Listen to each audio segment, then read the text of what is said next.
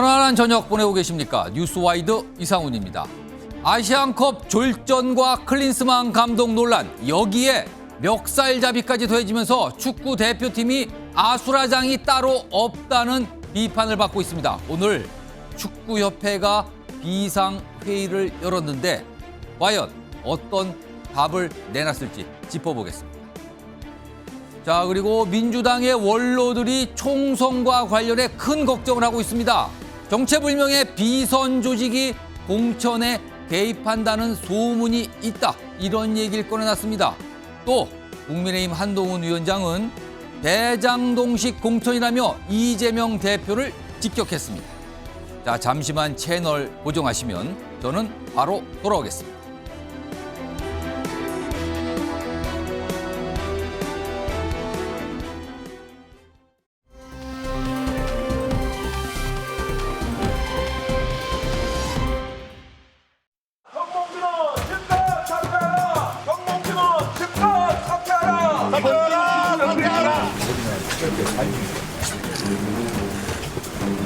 선수들 화합시키고 융합시키고 이런 건 잘한다며.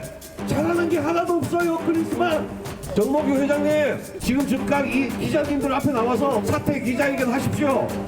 당연히는 분명히 좋은 경기를 했다라고 생각을 하고 이제는 많은 책임감을 느껴야 될 것 같아요. 점차 시간이 지날수록 정말 핵심적인 역할을 해야 될 선수이기 때문에 많은 분들의 관심을 받을 거고, 모든 선수가 책임감을 가져야 된다고 생각을 해요. 저뿐만이 아니라 모든 선수들이 대한민국이라는 나라를 대표하는 거기 때문에 당연히 맞는 얘기고, 대표 선수로서 더 좋은 결과 나오고 좋은 모습을 보여드리려고 노력하겠습니다. 자, 우리 축구 국가대표팀과 관련해서 문제가 한두 가지가 아닙니다. 일단 감독 자체에 문제가 있고요. 선수들끼리 충돌했다는 얘기도 나오고요. 그리고 축구협회는 과연 무슨 존재이냐, 이런 얘기까지 지금 복합적으로 섞여서 나오고 있는 상황입니다. 그중에요, 클린스만 감독 문제, 이 얘기부터 해보는데, 오늘 축구협회가 전력강화위원회라는 이름의 회의를 열었습니다. 그러면서 뭔가 한 가지 결정을 했는데요. 오늘 발표가 있었습니다. 들어보시죠. Have their own internal discussion, and that's how the meeting this morning will end. So just a 자, 앞으로는 아니, 하셔야 되니까. 선수단 관리에 관련해서는 내부 갈등을 제대로 파악하지 못했다. 지도자로서 팀의 규율과 기준을 제시하는 점에서 부족했음이 드러났다. 국민들의 신뢰를 잃었고 회복하기 불가능하다는 평가도 있었습니다. 클린스만 감독이 더 이상 국가대표팀 감독으로 리더십을 계속 발휘하기 힘들다는 판단이 있었고, 교체가 필요하다는 대의견이 전반적으로 모아졌습니다. 그러니까 축구협회 전력강화위원회 차원에서 경질 건의를 한 겁니다. 경질이 아니고요, 경질하는 게 좋겠다라는 건의를 한 겁니다. 자, 그럼요, 화면 좀 보겠습니다.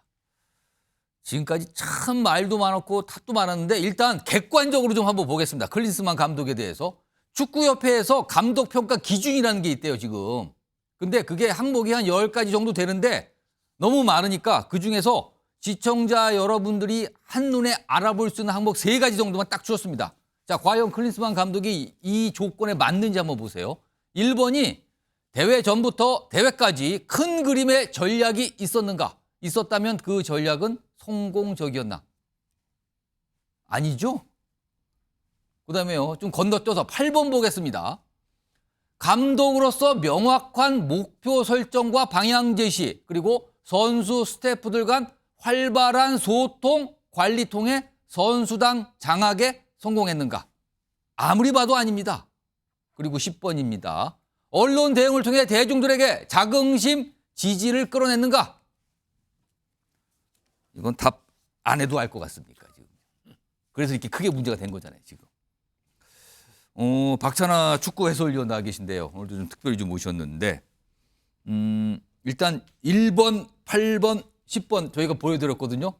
해당 사항이 없는 거 맞습니까? 해당 사항이 없는 것뿐만 아니라 사실 크린스만 감독에 대한 지도력에 대한 평가는 그 어떤 항목으로도 평가를 할 수 없는 지금 저게 소개 수준이라고 안 된 생각을 나머지 하고요. 항목도. 그렇습니다. 아. 그 어떤 것도 제대로 해내질 못했는데 거기다가 이제 최근에 터져나온 일말의 사건들을 봤을 때는 예. 매니저로서의 능력, 어. 물론 전술적인 역량이라든가 전략적인 능력이 없다는 건 우리가 충분히 알았잖아요. 하지만 매니저로서 매니지먼트에 대한 능력까지도 방관형이었다는 게 드러났기 때문에 예. 매우 실망스럽죠. 지금요, 오늘 축구협회 전력강화위원회가 경질 건의를 한 거예요, 지금요. 근데 지금 감독분이 1년 만에 경질 건의가 나온 건데, 근데 만약에요, 여론이 지금처럼 들끓지 않았다면 축구협회가 이렇게 움직였을까요? 아마 움직이지 않았을 거라고 생각을 합니다.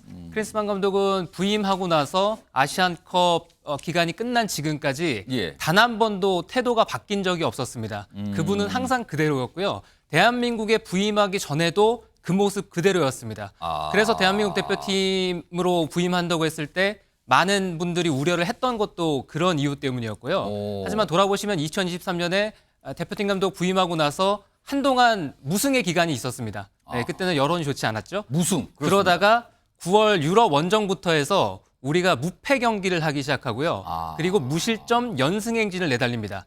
그리고 하반기에는 대량 득점을 하면서 대표팀이 역시 좋은 선수들 위주로 화끈한 경기를 하는구나, 좋은 모습을 보이는구나, 아. 이런 여론이 있었거든요. 근데 그게 결과적으로 그럼 독이 된 겁니까? 결과적으로는 독이 됐고, 그리고 일각에서는 그러한 것도 충분히 우려를 했었습니다.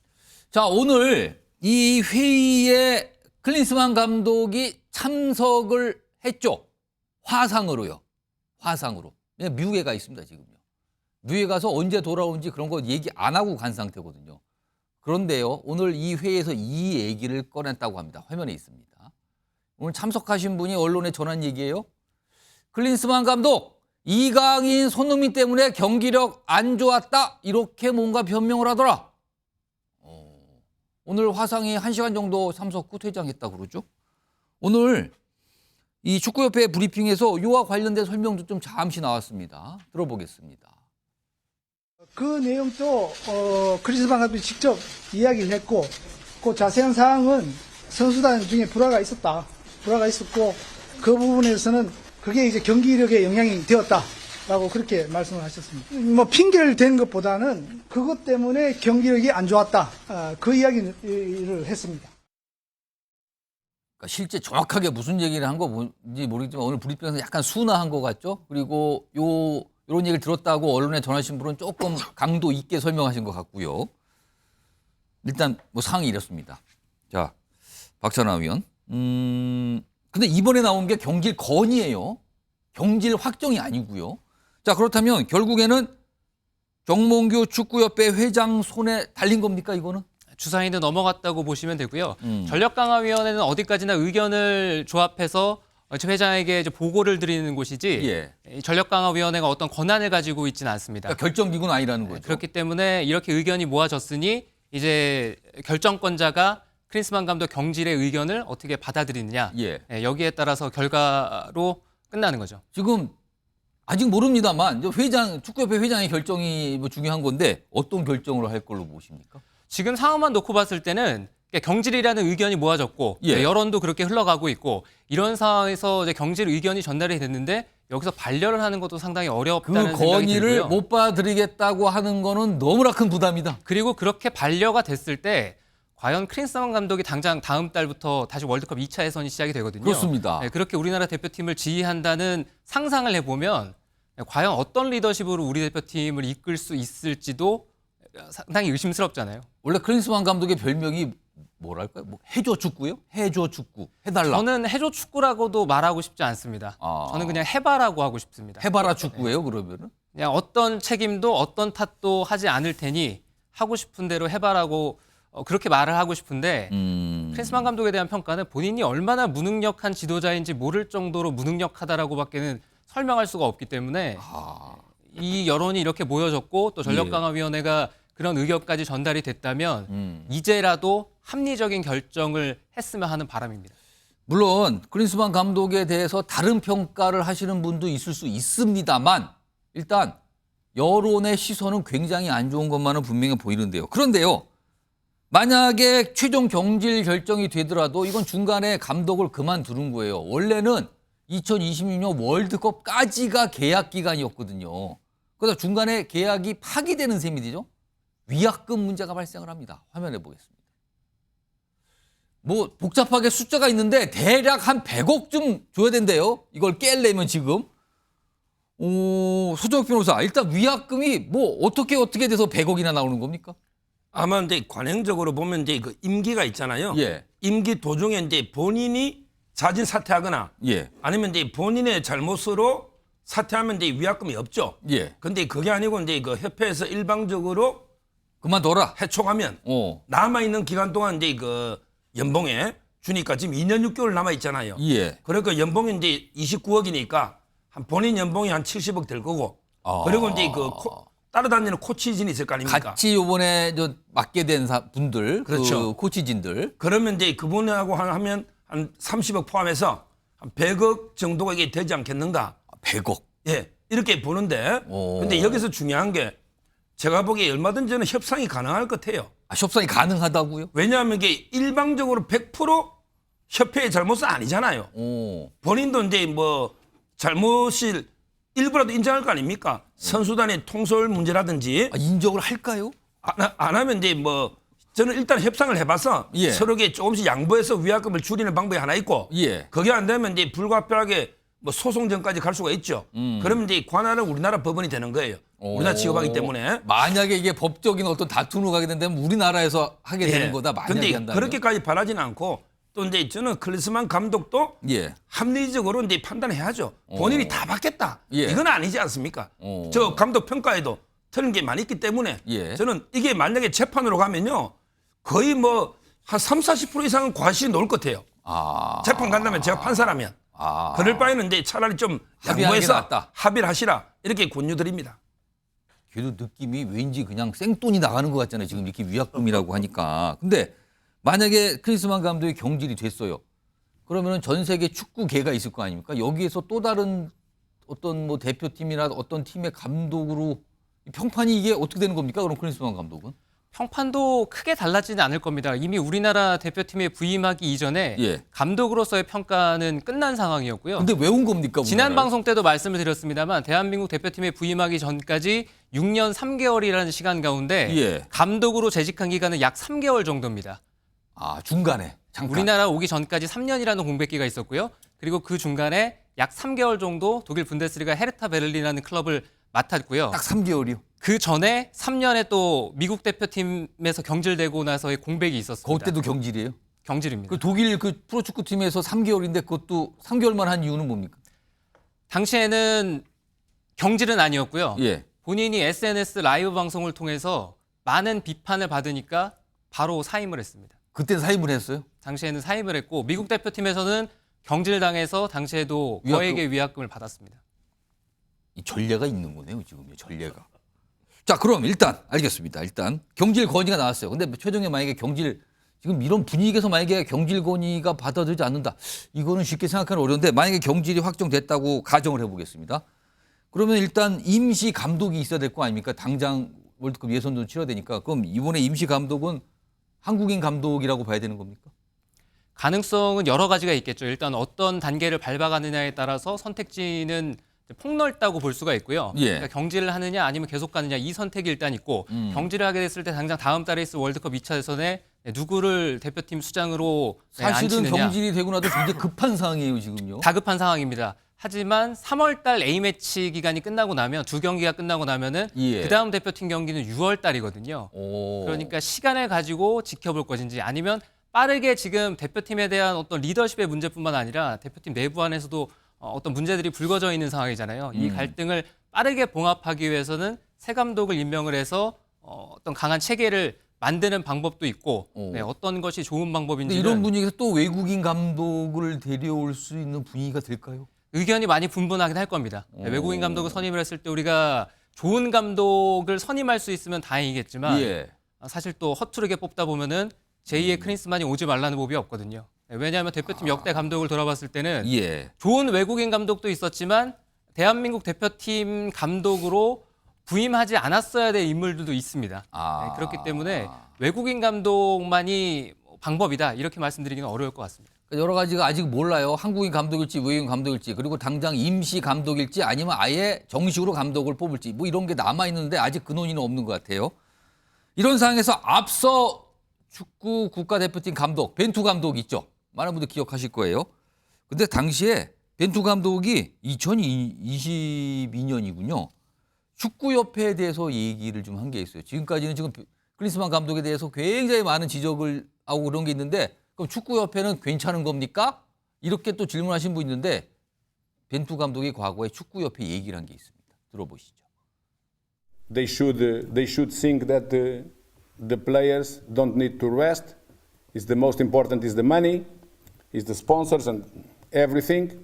Have a good performance in the World Cup and the competitions, but they don't help and they don't make the things in the proper way. 자, 박찬하 위원. 저 클린스만 코치에서 사실 정몽규 회장에 대한 코치 얘기도 좀 하시는 분들이 있잖아요. 지금 4연임 생각이 있다라고 알려진다 그랬는데 이 축구협회 지금 회장에 대한 평가는 어떻습니까? 평가가 당연히 안 좋을 수밖에 없습니다. 왜냐하면 그간의 이제 대표팀뿐만 아니라 예. 대한축구협회 자체의 어떤 정책이라든가 이런 과정들을 봤을 때는 합리적이지 못한 그런 사례들이 여러 차례가 있었고요. 예. 이번 대표팀 감독에 대한 선임 건만 보더라도 클린스만 감독이 왜 우리나라 대표팀 감독으로 적합한지에 대한 그 어떤 설명도 없는 상황에서 그리고 합리적인 어떤 정책 과정 프로세스에 의해서 클린스만 감독이 선임이 된 게 아니라 예.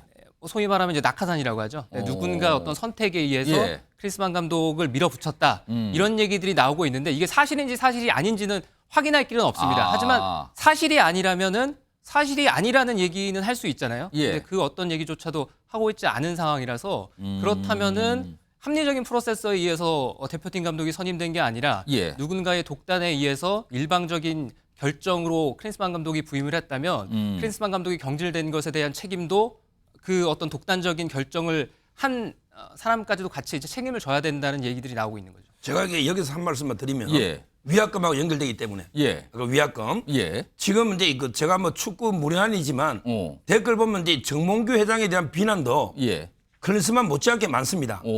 근데 이분이 제가 알기로는 이제 거의 1억 이상 아마 사제 출연을 한 적이 없는 걸로 알고 있어요. 그렇다면 본인이 감독 선임에 대한 이제 과실이 있다면 예. 이번에 좀 사제 출연을 통해서 위약금을 물어주는 것도 일부라도 이게 저는 필요하다고 봐요. 이분이 HDC 그룹이 제게 한 20m이 됩니다. 예. 옛날에 사촌이 정몽준 회장도 했지 않습니까? 따라서 저는 이번 기회에 본인이 책임도 질 겸 예. 국민에게 사죄하는 심정으로 사죄를 좀 이게 일부라도 다 위약금 물어주라는 게 아니고 예. 일부라도 이게 출연해서 위약금에 보태주는 게 맞다 이래 봅니다. 물론 이 사안에 대해서 지금까지 다룬 사안에서 축구협회 쪽에서도 하실 말씀이 있을 수 있어요. 그리고 다른 의견도 있을 수 있습니다. 그 내용은 뉴스와이드가 좀 기다려보도록 하겠습니다. 자, 이런 가운데 일단 클린스만 감독 얘기고요. 사실은 어제 많은 분들을 깜짝 놀라게 한 게 우리 선수들끼리의 충돌이었잖아요. 그래서 이게 뭐 보도가, 그것도 외신에 보도가 되고 국내에 알려지고 여러 가지 회자가 되고 어제 이강인 선수가 사과를 했는데 이와 관련된 내용 좀 정리된 게 있습니다. 화면을 보겠습니다. 우선 어제도 소개해드렸는데 본인이 일단 사과를 했어요. 많은 분들께 실망하셨을 텐데 사과합니다. 그리고 더 좋은 선수, 보다 좋은 사람이 되도록 하겠다. 그리고 뭐 선배들의 말을 좀 잘 들었어야 되는데 못했다. 이런 취지의 얘기까지 꺼내놨죠. 하나 더 보죠. 그런데요, 오늘 이강인 측 법률 대리인을 통해서 설명을 나눈 게 있는데 지금 알려지기로는 이강인이 손흥민 선수의 얼굴에 주먹을 날렸다. 그리고 뭐 앞서 손흥민 선수는 이강인 선수의 멱살 잡았다. 뭐 이건데 이 법률 대리인은 기사 내용 사실 아니다. 주먹 날린 거 아니다. 이 얘기하고요. 그리고 탁구가 문제가 됐는데 당시 탁구 칠 당시 고창급 선수 있었고 탁구를 이전부터 쳤습니다. 이런 것도 해명이 나오는 거군요. 이렇게 해명이 나옵니다. 자, 박찬하 위원. 오늘 전력강화위 회의에서는 이 선수 충돌 문제는 안 다룬 건가요? 이건 다룰 대상이 아닌 건가요? 어떤 얘기까지 전달이 됐는지 의논이 됐는지는 모르겠습니다만 예. 이제 황무관 이 대한축구협회의 얘기를 들어보면 예. 일부 그런 얘기들이 오간 것은 사실인 것 같습니다. 네, 왜냐하면 클린스만 감독이 아시안컵에 대한 결과를 묻는 자리에서 예. 대표팀이 결승에 가지 못하고 우리가 목표로 했던 우승을 차지하지 못한 이유로 손흥민 선수와 두 이강인 선수 간의 선수의. 충돌에 대한 얘기를 했다는 그러면 후문이거든요. 아무래도 뭐가 얘기는 있었을 거라고 얘기는 봐야 되네요. 있었을 거라는 생각인데 그렇지만 거기에서도 매우 무책임하다는 인상은 지울 수가 없습니다. 지금요, 이 손흥민 선수와 이강인 선수의 이 충돌 부분, 이게 불상사처럼 됐는데 이게 여러 가지 말이 많은데 정확한 사실관계가 나온 건 뭡니까 이게? 정확한 사실관계에 대해서는 일단 드러난 것과 드러나지 않은 것을 좀 나눠서 생각해 일단 볼 정확하게 필요가 드러난 있습니다. 건 뭡니까? 드러난 거는 두 선수 간의 대립이 있었다. 이것은 사실입니다. 예. 이거는 이강인 선수의 어떤 SNS 게시물에서도 대립이라는 걸 약간 물리적인 접촉 충돌까지는 있었다. 그겁니까? 그것도 추측입니다. 아. 대립이 있었다 사실. 그리고 그 외의 것들은 지금까지는 추측이라고 얘기를 해야 될 것 같고요. 그리고 손흥민 선수가 그 과정에서 손가락에 부상을 입은 건 사실입니다. 그거는 뭐 증거가 나왔잖아요. 사진으로 붕대를 감고 있었으니까요. 그렇기 예. 때문에 거기까지는 확인이 됐던 거고요. 예. 그 외의 것들은 저희가 직접적인 어떤 목격자도 아니고 아. 그리고 이 사안에 대해서 실제로 목격한 인물들도 예. 매우 제한적인 걸로 알고 있습니다. 그렇기 때문에 뭐 사건의 재구성이라든가 이런 쪽까지도 상당히 어려운 과정이기 때문에 예. 추측만으로 확대 재생산하는 것은 우리가 지양해야 된다는 생각입니다. 일단 감독은 떠나더라도 선수들은 남아 있어야 되는 거거든요. 그래서 많은 부분이 어떤 선수를 비난하거나 뭐 이러고도 있지만 그래도 보호해야 될 선수도 있다. 뭐 이런 얘기까지 같이 나오는 상황이에요. 자, 그런데 과거에 손흥민 선수하고 과거 대표팀 감독인 벤투 감독이 이강인 선수에 대해서 한 얘기가 다시 회자가 되고 있어요. 이게 벌써 한 1년 이상 지난 얘기인데요. 들어보겠습니다. 강인이가 정말 좋은 선수고 잘 리그에서 잘하고 있지만 강인이만을 위한 팀이 되면 안 된다고 생각을 하거든요. 집중이 너무 강인이한테만 가면 강인이한테도 분명히 큰 상처가 될 수 있다고 생각을 하거든요. 왜냐면 Was impossible. Don't listen. One of my good things is I have 2 ears. Yeah. Then I should listen well. Because we decided to play with other players. We understand that was not in both games. That was not a good moment to making in play some minutes. 자, 박찬하 위원. 사실 이 선수들 간의 충돌 이슈 여기에 이강인 선수가 중심에 서게 된 게 됐어요. 상황이요. 약간 비난의 화살도 받고 있기도 하고 물론 이강인 선수가 억울한 것도 있을 수 있습니다만 이거 어떻게 봐야 됩니까? 이 상황은. 특정 선수가 약간 중심에 서고 버렸어요. 지금. 제가 하고 싶은 말은 어떤 집단이든지 갈등은 있을 수 있다는 생각이고요. 그 갈등이 어떻게 해결이 되느냐, 봉합이 되느냐 이게 훨씬 더 중요하다고 생각을 하거든요. 지금 이제 봉합 단계라고 보시는 거군요. 봉합 지금. 단계로 가야만 되는 거고 그리고 제가 말씀드리고 싶은 거는 내부에서 이런 문제들이 나올 수가 있는데 예. 이런 내부에서 나온 것들이 이제 바깥에 왜 알려지게 되었는가. 이게 특히 영국 매체로부터 보도가 됐어요. 영국의 이게? 매체에서 더 선지에서 보도가 돼서 우리에게도 전달이 된 건데요. 그 해당 언론사가 물론 대중성이 있는 물론 언론이기도 그렇습니다. 합니다만 예. 사실 대표적인 유럽의 황색 언론이잖아요. 그렇죠. 네, 그리고 그 기사를 작성한 기자는 축구 전문 기자도 아니고 네, 아시안컵에도 참여하지 않았습니다. 그 뭐 전문 그 연예 담당입니까? 그렇기 뭐. 때문에 어떻게 그런 기사가 작성이 됐느냐 여기에 있어서 그것도 의문이네요, 의문을 지금. 가져야 되고요. 그리고 그런 일이 벌어졌을 때 대한축구협회에서 이례적으로 재빠르게 시인을 하면서 그것도 사실 사태가 이례적이라고 일파만파 그러죠. 커졌거든요. 예. 저는 대한축구협회가 꽤 큰 책임을 가지고 있다라는 주장을 강하게 하고 싶은 건 제가 어떤 집단인지 갈등은 있을 수 있고 어떻게 봉합하느냐가 중요하다고 말씀을 드렸잖아요. 지금 대한민국 대표팀이라는 하나의 성을 쌓아서 예. 어떠한 공격에도 지킬 수 있는 성을 확실하게 구축한 게 아니라 자신들이 여론의 집중포화를 막고 있는 상황에서 선수들을 사지로 내몰아서 혹시라도 지금 여론을 바꾸려고 하는 의도가 있었던 거 아니냐. 네, 이런 의심이 드는 거고요. 네, 물론 대한축구협회에서 악의적으로 그렇게 진행을 했다고는 생각하지 않습니다. 하지만 이것을 빠르게 이례적으로 시인을 하면서 예. 사실 대한축구협회에 대한 포와 또 크린스만 감독에 대한 평가 이런 것들보다는 지금 여론의 방향이 손흥민 그리고 이강인 선수 쪽으로 훨씬 더 집중이 많이 되고 아무래도 있는 그렇습니다, 상황이잖아요. 지금. 네, 물론 이 선수들이 당사자끼리 어떻게 마무리 지었느냐가 확실히 중요할 것 같고요. 예. 그리고 거기에서 만에하다 문제가 있었다면 그리고 두 선수의 어떤 충돌로 인해서 내부적인 분위기가 좋지 않아졌고 그 결과 대표팀의 경기까지 악영향을 끼쳤다면 예. 그 이후에 사건의 경중을 달아서 이제 징계를 한다거나 아니면 사안이 가볍다면 경고 조치를 한다거나 그럴 수 있죠. 네, 이런 식으로 마무리 지을 수 있는 거거든요. 배훈찬 수장님, 이 선수 간의 충돌, 이 사태를 보는 지금 여론을 좀 이 방송 전에 좀 챙겨 보신 걸로 알고 있는데 여론은 좀 어떻습니까? 키워드 정도로 뽑으실 수 있는 만한 게 있습니까? 그렇습니다. 뭐 싸늘합니다. 싸늘하고 지금 축구하고 한국 정치를 비교하는 댓글까지 올라오고 있습니다. 아, 그래요?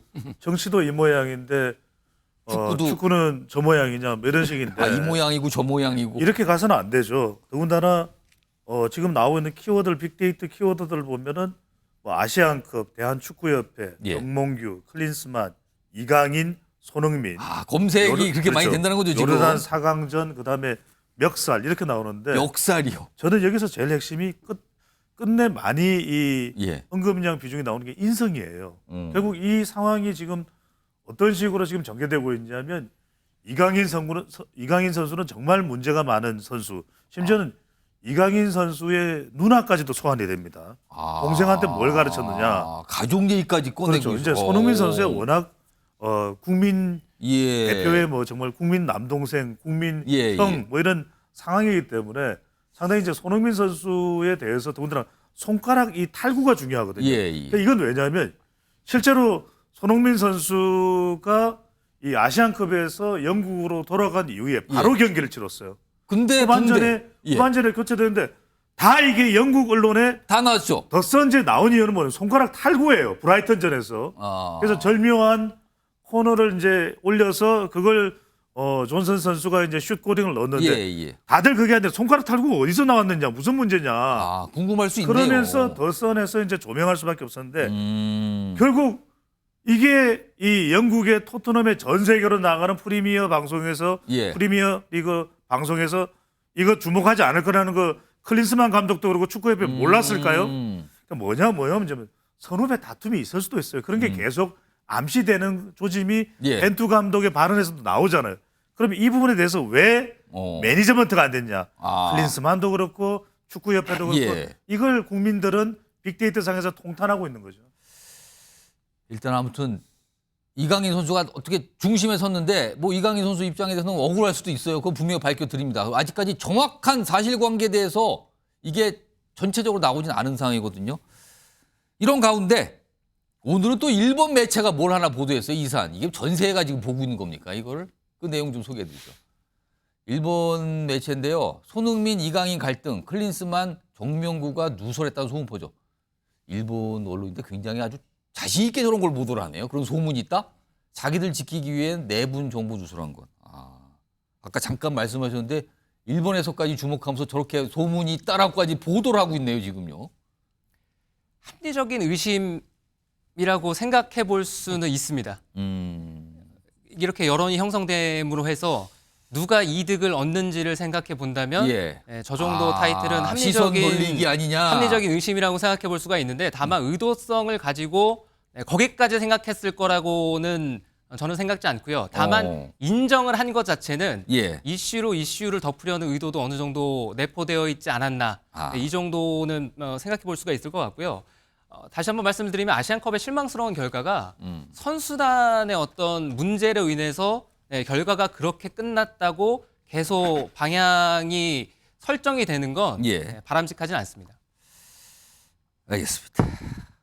이게 이제 손흥민 선수 얘기 좀 해볼까요? 사실은 아시안컵 뭐 그냥 문제가 많은 경기 그 끝낸 뒤에 귀국했을 때 약간 은퇴를 시사하는 듯한 얘기를 꺼내놨거든요. 그리고 클린스만 감독도 그에 대한 어떤 설명이 있었고요. 들어보겠습니다. 앞으로 대표팀을 계속 할 수 있을지에 대해서 생각을 해봐야 될 것 같아요. 뭐 감독님께서 뭐 저를 더 이상 생각 안 하실 수도 있고 뭐 앞으로의 미래는 뭐 잘 모르기 때문에. There's no doubt that Sonny comes back in March. There's no doubt that Sonny is our captain because he's fantastic. He's absolutely fantastic. He's one of the best strikers in the world, and. 이 곧 월드컵 예선이 있어요. 화면 좀 보겠습니다. 3월이에요. 3월 20일, 26일 연속 있죠? 태국하고 경기입니다. 물론 우리하고 이 순 차이가 많이 나지만 우리가 사실 아시안컵에서 100이 넘는 팀하고도 뭐 거의 어렵게 했잖아요. 그래서 이게 잡혀 있어서 대표팀 다시 소집해서 준비하고 해야 됩니다. 자, 박찬하 위원. 뭐 손흥민 코치는 어떻게 된다고 봐야 됩니까? 제가 말씀드리고 싶은데 예. 저도 궁금하긴 합니다. 손흥민 선수가 어떤 결정을 할지. 근데 우리가 뭐 당장 다음 달부터 월드컵 2차 예선이 시작된다고 말씀을 드리는데 예. 2차 예선이 굉장히 중요합니다. 최근에 피파 랭킹이 발표가 됐는데 아시아에서 우리가 3번째고요. 그리고 예. 호주와 우리의 격차가 거의 없다시피 합니다. 2차 예선을 극복을 하고 3차 예선으로 건너가게 되면은 예. 이제 시드 배정을 받느냐 받지 못하느냐 그 차이가 결정이 나거든요. 예. 예, 다가올 월드컵은 이제 48개국 북중미 3개국에서 월드컵이 치러지는데 우리가 2차 예선을 통과해서 3차 예선으로 가게 되면은 3개조로 나뉩니다. 그 3개조에서 상위 2개 팀이 월드컵 직행 티켓을 손에 가지고요. 예. 그리고 플레이오프로 건너가면 이제 알 수 없는 싸움입니다. 그래서 아시아가 이제 월드컵 8.5장의 티켓을 받음으로써 우리가 이제 월드컵은 더 쉽게 나가는 거 아니냐. 지금까지도 계속 출전을 해왔는데 앞으로 티켓 수가 넉넉해졌으니까 나가는 거는 훨씬 더 난이도가 쉬워지지 않겠느냐라는 의견도 있지만 아시안컵 봤잖아요, 다들. 결코 그렇지 않다고 말씀을 드리고 싶고요. 그리고 시드 배정을 말씀을 드린 이유도 바로 거기에 있습니다. 그러니까 일본, 이란, 우리, 호주 네, 이렇게 지금 순서가 되어 있는데 예. 거기서 우리가 시드를 받지 못하는 상황이 오게 되면은 우리가 2번 시드가 되면은 일본, 이란, 호주 가운데 한 개국과 같은 조에 속해 있어야 그렇게 되고요. 되네요. 네, 여기에 요르단이라든가 이라크 같은 팀과 같은 조에 속하는 불상사까지 펼쳐지게 된다면 우리의 월드컵 출전도 장담할 수 없는 상황을 맞이할 수 있습니다. 만약에 손흥민 선수가 대표팀에 은퇴한다면 이건 막대한 손실 아닙니까? 이건 누군가 책임져야 되는 문제 아닙니까? 이렇게 된다면 이거는? 막대한 손실이기도 할 거고 손흥민 선수도 긴 시간 동안 대표팀 생활을 하면서 정신적으로 많이 피로해 있을 겁니다. 대표팀을 했던 선수들 그리고 대표팀을 하고 있는 선수들의 얘기를 종합해 보면 선수들이 대표팀 경기를 하면서 이제 신체적으로 오는 육체적인 피로도 있지만 사실상 대한민국을 응원하는 그런 모든 분들을 만족시켜야 된다는 그런 정신적인 피로, 정신적인 중압감이 훨씬 더 크다라는 얘기를 많이 하거든요. 예. 돌아보면은 박지성 선수는 현재 손흥민 선수의 나이보다 더 어린 나이에 대표팀 은퇴를 했습니다. 정말 손흥민 선수가 긴 시간 동안 지금 대표팀과 함께하고 있는데 예. 손흥민 선수가 축구 외적인 이유로 대표팀에서 안녕을 하는 순간이 오지 않았으면 하는 게 마음입니다. 이게 여러 가지 복잡한 게 남아있네요. 과제처럼요. 자, 그럼요. 지금부터 이상 토크 해보실 텐데요. 이게 축구하고 좀 관련이 있는데 정치권에서도 이번 상황과 관련해서 목소리를 낸 분들이 꽤 있는데요. 그중에 한 분이 바로 앵그리 홍이란 별명을 가지신 홍준표 대구시장입니다. 우선 홍 시장이 뭐라고 얘기했는지 그 내용부터 목소리부터 들어보겠습니다. 근데 이번에 축구하는 거 보니까 저 감독 저 갈아쳐야 되겠습니다. 이면 약정이 어떻게 되는지 모르지만 그거 뭐 축구협회장이 그 돈 물어내야지. 그걸 대한축구협회에 돈 물어내는 거죠. 위약금이 만약 했다면 축구협회장이 잘못했기 때문에 협회장이 사비로 물어내야지. 자, 그럼 지금부터 홍 시장님 만나보겠습니다. 나오셨죠? 홍준표입니다. 때려치라 때려쳐. 갈아치야지 뭐하고 있어요. 알겠습니다. 왜 여기다 화를 내시죠? 근데요. 지금 들고 나오신 게 축구공인데 조금 이상하게 생겼네요. 이 바람이 빠져버렸어요. 근데 바람만 빠졌나? 예. 공기도 빠졌어. 축구를 와 이렇게 하노? 대한민국 축구가 와 이렇게 되십니까? 감독 한 명 때문에 이렇게 됐죠. 예. 갈아쳐야 돼. 지금 그래 봅니다. 클린스만 감독에 대해서 경질해야 된다 공개적으로 얘기를 하셨는데 왜 그렇게 보시는 겁니까? 크리스마스인지 뭐 크리스마스인지는 잘 모르겠지만 당장 해촉해야죠. 처음 데려올 때부터 내 마음에 안 들었어요. 선수들과 365일 호흡해서 이제 대한민국 축구의 위상을 알려야 되는데 뭐 틈만 나면 외국 갔다 나오고 와 그럽니까? 그 문제 있는 거죠. 그 뭐요 그게? 참. 시장님 일주일 사이에 SNS에 축구 관련 게시물 많이 올리셨던데 저는 골프만 좋아하시는 줄 알았거든요. 그 골프는 야비하게 어떻게 또 그렇게 질문합니까? 축구도 좋아하시나 봐요. 그런 식으로 할 거면 배종차기도 갈아치워야죠. 그런 것이 아니고 내가 경남지사를 할 때 4년 4개월 동안 이제 경남FC 구단주를 했어요. 지금은 대구FC 구단주입니다. 축구에 관심을 안 가질래야 안 가질 수가 없다. 예. 그래 봅니다. 알겠어요. 제가 질문 좀 드릴게요. 축구팀 구단주시잖아요, 지금요? 그렇죠. 그러니까 아마 좀 아실 텐데 우리나라 축구 국가대표팀의 가장 큰 문제는 무엇이라고 보십니까? 이제 축협도 문제죠. 내가 보니까 EPL도 보고 라리가도 보고 분데스리가도 보고 K리그도 다 보는데 예. 이거 아주 문제가 많습니다. 무슨 문제인가요? 갈아쳐야 되죠. 그 사비를 내서라도 감독을 저 위약금 물어내는 수가 있더라도 예. 이 문제 해결해야 된다는데 그래 봅니다. 알겠습니다. 어떻게 저런 사람을 감독으로 선임해가지고 예. 처음부터 내가 올 때부터 마음에 안 들었어요. 선수들이 잘한다고 감독도 잘하나? 알겠습니다. 그런 사람이 어디 있어요? 여기 지금 방자하게 박찬하 해설위원 나와 계신데 혹시 뭐 궁금하신 거 있으실까요? 해설위원님께 참 궁금한 게 많아요. 한 가지만 꼽아서 질문하겠어요. 우리 손흥민 선수가 이제 분란이 좀 있는 것 같은데 은퇴 발표는 절대 안 될 거라고 보는데 이거 걱정이 돼서 그러는데 은퇴 안 하겠죠?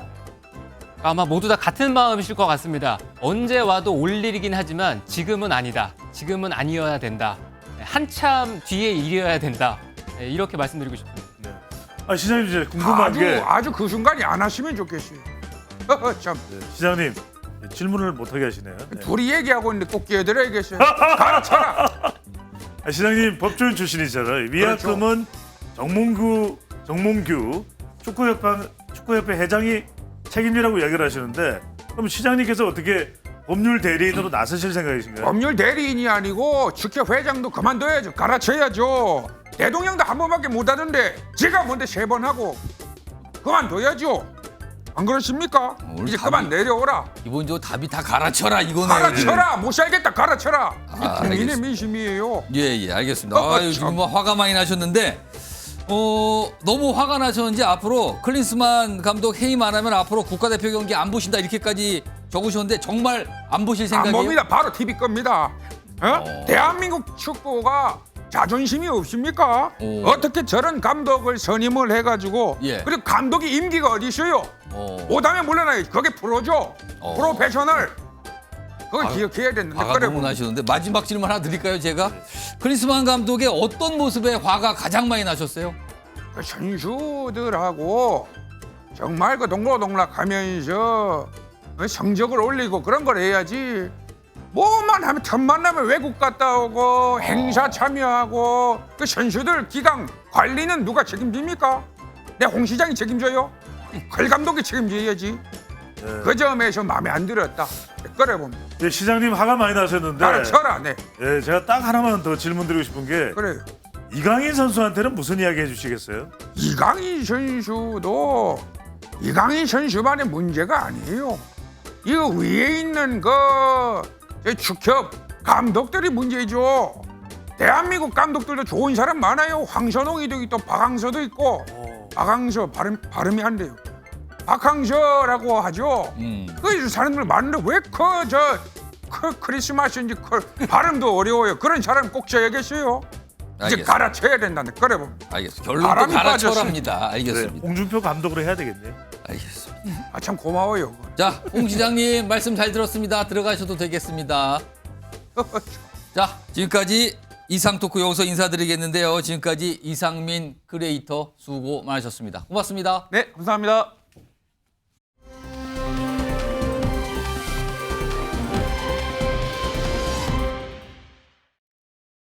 제가 낸 안은 좀 정무적 감각이 있고 각 정파 간의 의견을 조율할 수 있는 각 정파에서 공통으로 신뢰하는 인물이어야 된다는 원칙 정도를 이야기했습니다. 그리고 거기에 대해 크게 이견은 없었고 그 틀 안에서 아마 찾게 될 거로 보입니다.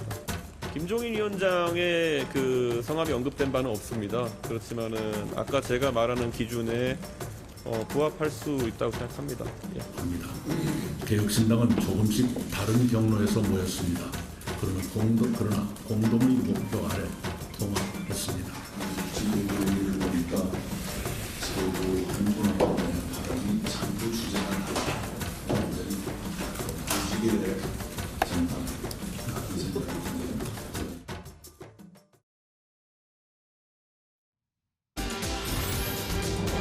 자, 이번 이슈 제목이 바로 나왔습니다. 지금 앞서서 이준석, 이낙연 두 정치인이 나왔는데 손을 잡곤 딴 곳 보는 이유가 있다. 누가 지금 손을 잡았는데 시선을 다른 곳을 보고 있다는 거예요, 지금요. 뒤에 보시면 두 정치인의 모습이 있는데 관련이 있어 보입니다. 자, 지금 목소리 하나가 준비되어 있는데요. 이준석 개혁신당 대표가 어떤 분을 극찬을 합니다. 거의 신격으로 올려놨어요. 그런데 반면에 다른 분에 대해서는 그분하고는 좀 약간 이런 분위기입니다. 들어보시죠. 근데 뭐 김종인 위원장은 실제로 정치에 있어서 큰 어른인 것도 맞지만은 약간 사람들한테 승리의 남신 같은 이미지도 있어요. 그러니까 김종인 위원장이 계신 쪽이 그래도 좀 선거에서 성과가 난다. 세대 차 이런 거 좀 안 느끼세요? 느끼죠. 저는 필요한 거 탁탁탁탁 하고 지나가자는 주의고 좀 우리가 감당할 수 없거나 불필요한 건 하지 말자 주의인데 이낙연 대표님은 다 갖춰놓고 가야 된다 이런 약간 그런 입장이라 가지고 그런 게 이제 세대 차이 비슷하게 느껴지죠. 제가 보기에는 그건 매우 어려울 거라고 봐요. 이낙연 대표가 지향하는 목표가 뭐냐? 네. 또 이준석 지금 저희 전 대표가 지향하는 뭐가 또 뭐냐? 이것이 서로 합체가 돼야 될 텐데 예. 그게 그렇게 쉽게 합체되기 힘들 거예요. 화면 좀 보겠습니다. 이준석 대표가 얘기한 부분 중에서 한 부분이죠. 김종인 전 비대위원장 전입니다. 근데 승리의 남신 같은 이미지가 있다. 승리의 여신인데 이걸 비유한 거죠. 승리의 남신이라고. 그리고 모신 쪽에서 성과가 나더라. 선거 때면. 이런 극찬 아닙니까? 이거는요. 요거 송치훈 민주당 부의장 나와 계신데요. 지금 이거 얘기 좀 해볼게요. 사실 김종인 전 위원장은 이준석, 이낙연 손잡는 거 이거 어렵다고 봤는데 결국 손 잡았거든요. 그런데도 이준석 대표는 김종인 전 위원장 얘기를 계속 꺼내요. 뭐 공천위원장 관련 등등등 이런 자료와 관련해서 얘기 꺼내요. 왜 이러는 겁니까? 뭐 아무래도 본인이 그 김종인 위원장은 보수와 진보를 넘나들던 분이기 때문에 민주진영에서 계속 있었던 이낙연 대표보다는 더 가깝게 느끼는 것 같기도 하고요. 본인이 지금 이 상태로는 제3지대가 성공하기 어렵다는 판단 하에 김종인 위원장을 어떻게든 모시고 싶어하는 것 같긴 합니다. 그러니까 본인 당으로 오셨으면 좋겠다 이 예, 뜻입니까? 계속 러브콜을 보내는 것 같은데 저런 상황이면 가겠습니까?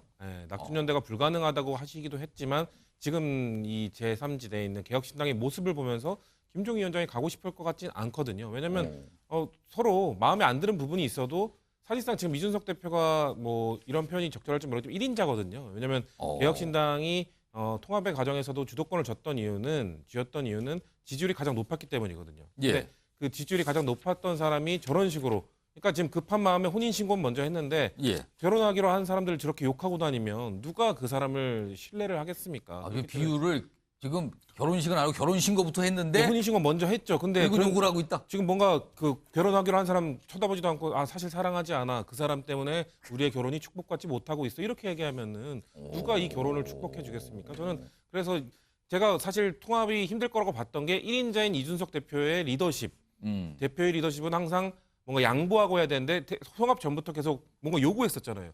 이거 해야 된다, 뭐 엄숙주의 버려야 된다 이런 얘기 요구만 하다가 통합하고 나서는 또 욕만 하고 있지 않습니까? 그렇기 때문에 이게 통합이 됐지만 사실상 통합된 게 아니다라고 저는 보여집니다. 그 비유를 결혼신고를 해놓고 지금 막 욕을 하고 있고 다른 데 보고 있고 뭐 이렇다는 그 비유를 하셨는데 이준석 대표가 김종인 전 위원장 얘기도 했지만 그 뒤에 이낙연 대표 관련된 얘기도 했잖아요. 세대 차이 뭐 이런 거 화면에 좀 정리 좀 해봤는데요. 이 얘기를 꺼내놨잖아요. 저는 불필요한 것 안 하는데 이낙연 대표는 좀 이거와 달리 다 갖춰서 가야 된다. 이런 입장이다. 그런 게 세대 차이 비슷하게 좀 있습니다라고 세대 차이 이렇게 썼어요. 근데 화면 하나 더 정리한 게 있습니다. 내용 보시죠. 근데 세대 차이요 이게. 이준석 대표가 여기 나이가 있잖아요. 근데 이낙연 대표하고는 33살 차이고요. 김종인 전 위원장은 45살. 세대 차이가 나면 저쪽하고 더 많이 나는 게 이게 통상적 나이의 숫자로 보면 그런데 이낙연 반대로 김종인 전 위원장으로는 극찬을 하고 있고 이낙연 대표를 보고는 세대 차이 난다고 얘기하는데 윤경호 소장님 대하는 거에 약간 차이가 있어 보이네요. 업무 처리 방식에 차이가 있다. 뭐 이렇게 표현했으면 그럴 것 같다 싶은 생각이 들어요. 아까 뭐 본인은 탁탁 일을 처리해 빨리빨리 간다 그냥. 그러니까 바로바로 처리하는데 이낙연 대표는 아닌 것 같더라 이 말이잖아요. 뭐 다 과차유지만 가더라. 그러니까 김종인 위원장은 사실 2016년, 2020년 총선에서 민주당과 국민의힘을 넘나들면서 마치 정치 공학자로서 선거의 승리를 끌어내는 기술자 역할을 해줬잖아요. 예. 그러니까 성과로 보여줬다는 거를 지금 극찬을 하는 거. 저는 이준석 대표가 왜 저런 얘기를 할까? 본인의 자신감이 아직은 있다. 그런데 그 본인의 여러 같은 지지로 출범된 개혁신당의 지지율이 오히려 답보 상태 또는 지금 떨어진 걸로 나왔잖아요. 뭐 처음에 개혁신당만 가지고 여론조사 했더니 한 10% 나온 게 지금 합쳐진 다음에 오히려 오르기는커녕 더 떨어진 걸로 나왔잖아요. 그리고 일부 개혁신당에 여러 같은 지지를 보냈던 젊은 층으로 추정되는 일반 당원들 중에 뭐 탈당하겠다 이런 그렇습니다. 반응을 보였다면서요. 그게 이낙연 같은 노회한 이미지의 정치인과는 못하겠다 이런 거였다면 그에 대한 표현을 결국 저렇게 내놓은 거 아닐까. 더더욱 저는 유호정 의원이라는 페미니즘을 주창하는 정치인과 앤티 페미니즘의 화신처럼 그동안에 얘기를 했고 남성, 여성 갈라치기 뭐 이런 거 했던 이준석 대표와 유호정이 같은 울타리 안에 있다? 이것도 과연 그게 하나의 정당으로 계속 존재할 수 있을까? 그런 의문을 저는 가졌는데 드디어 이게 표면화되는 거 아닌가 싶은 생각이 들어요. 그러니까 지금 개혁신당의 정치적인 어떤 정체성, 이념 노선, 도대체 이게 무엇이냐? 워낙 많은 세력이 동시에 합해서 합당을 하다 보니까 그런 지적이 계속 나오고 있는데 이 지적을 최근에 신당 만든다고 선언하신 분, 조국 전 장관도 이 지적을 꺼내놨네요. 일단 그 목소리 짧게 좀 들어보겠습니다. 선거를 앞두고 약 집산하여 정체성이 불분명한 당이 만들어지고 있습니다. 어느 정당이 원내 3당으로 제대로 된 역할을 하겠습니까?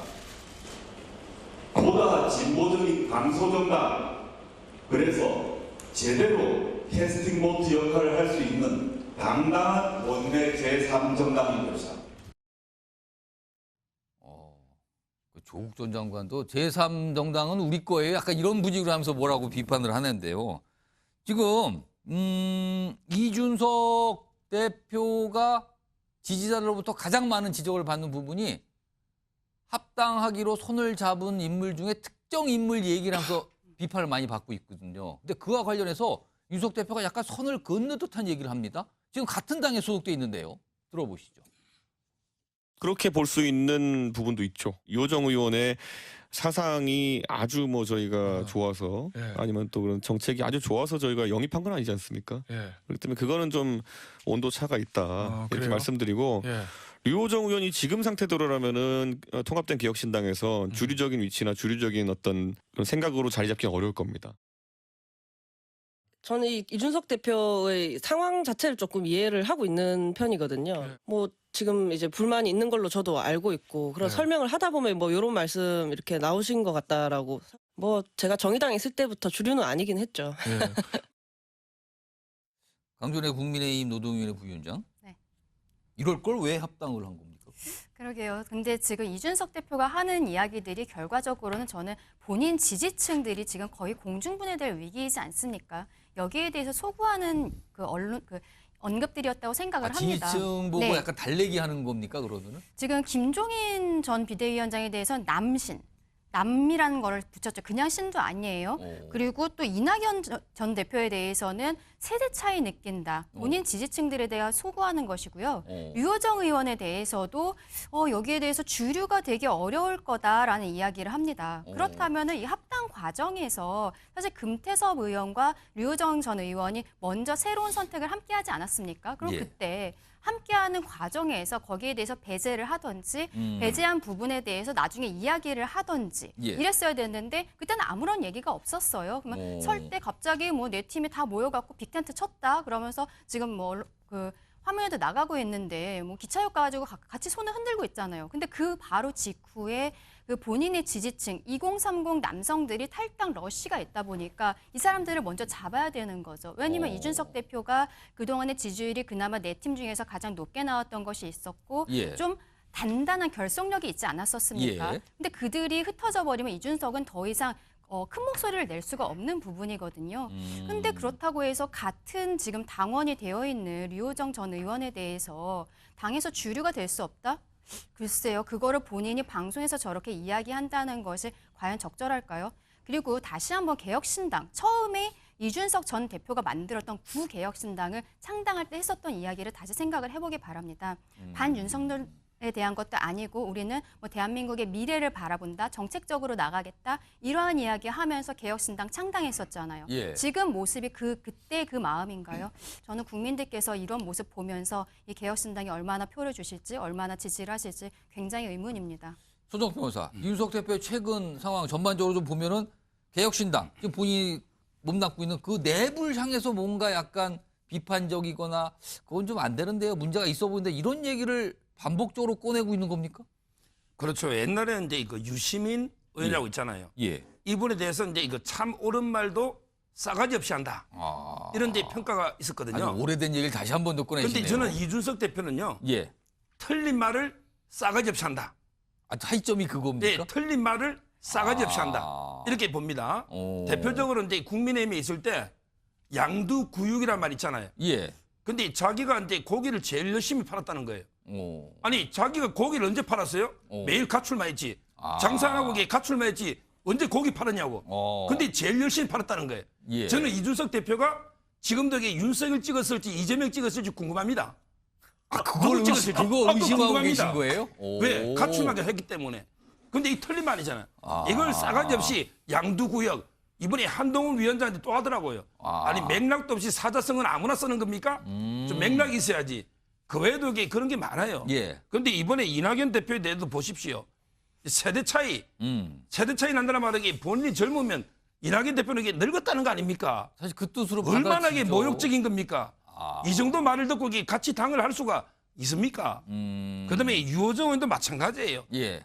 합당하면 물론 저는 아까 혼인신고할 때 저는 위장 결혼을 보기 때문에 위장 결혼 혼인신고도 범죄로 보는데 위장 결혼이기 때문에 근데 이걸 가지고 마치 이게 뭐 지금 우연히 근데 합당 과정이 들어온 것처럼 근데 본인이 합당을 했다는 말은 결단을 해서 예. 한 가족이 되기로 한 거 아닙니까? 그렇습니다. 근데 이렇게 공격을 하고 있잖아요. 주류 되기 어렵다고.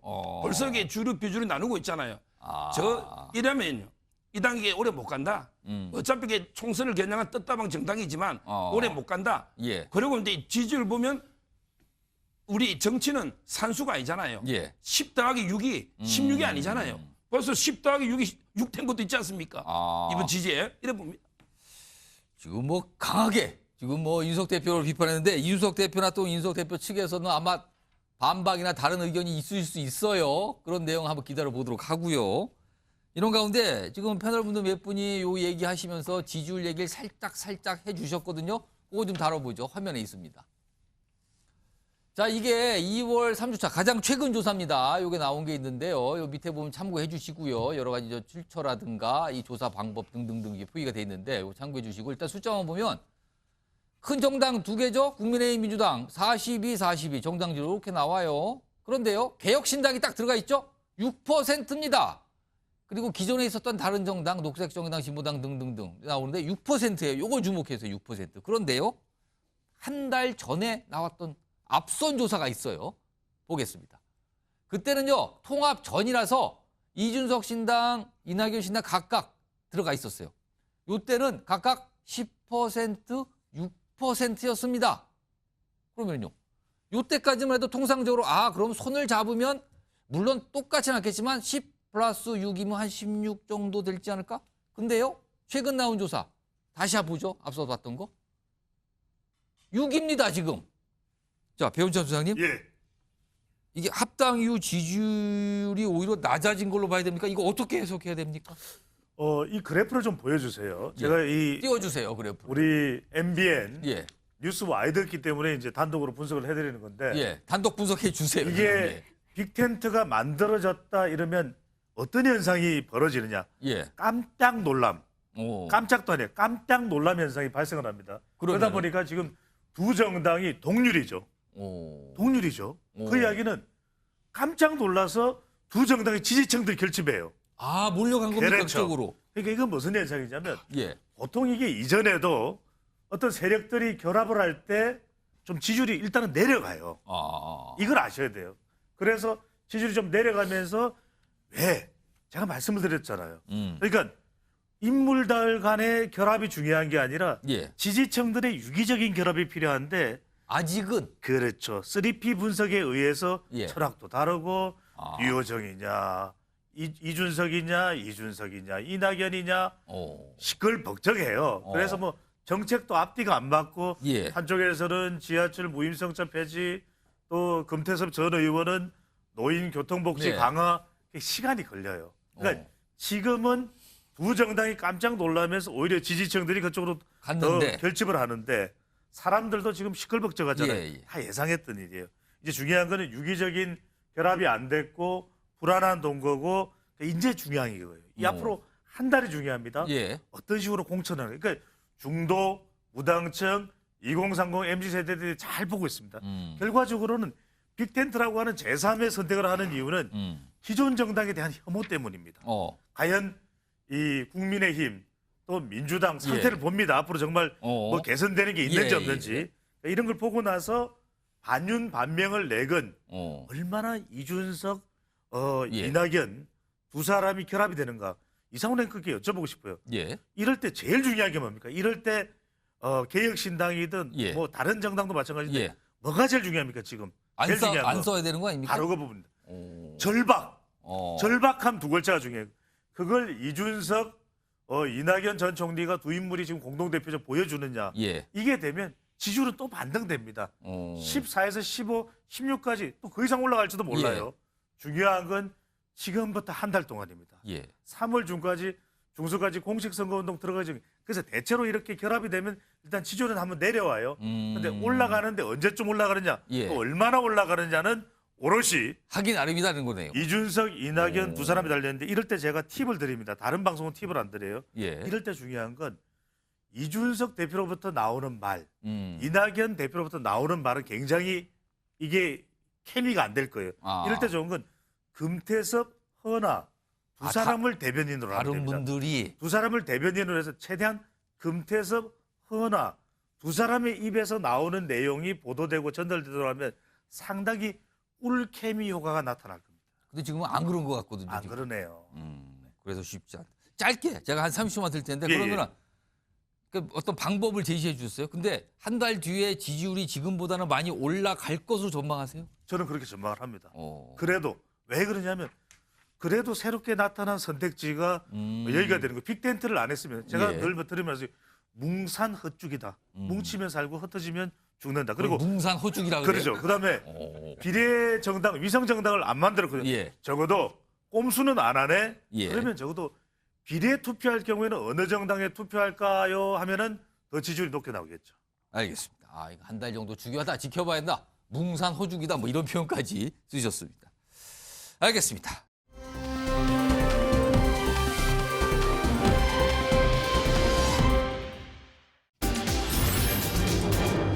명룡대전 이거 계속 얘기 나오는데 이제 드디어 뭐가 되는 것 같은데 뒤에 있는 제목입니다. 근데 명룡대전 승패의 키를 쥐신 분이 다름 아닌 정광훈 목사 아닙니까 지금?